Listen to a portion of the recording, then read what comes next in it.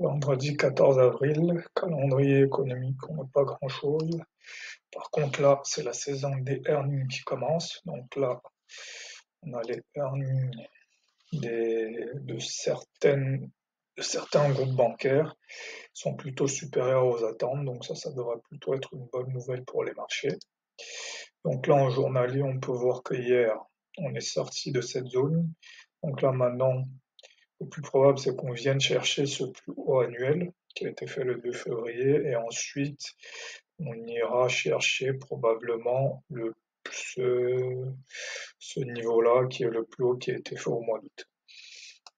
Donc en une heure, voilà, on peut voir qu'on était dans ce range. Voilà, troisième fois qu'on vient tester ce niveau. On a testé ici une fois, une deuxième fois, une troisième.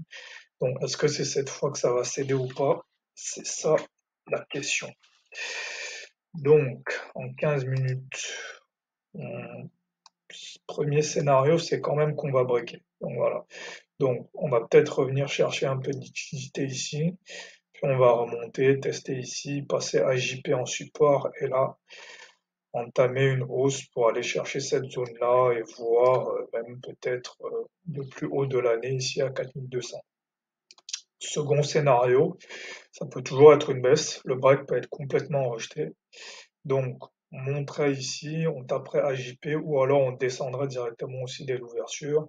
On passerait le sell side ici en résistance et puis on descendrait jusqu'au plus haut de lundi. Sinon, il y a aussi la possibilité d'un hang, donc soit on descend, on vient trouver ici le milieu de, de cette montée, puis on revient chercher AJP ou à l'inverse, on vient chercher AJP, on descend ici, puis on remonte.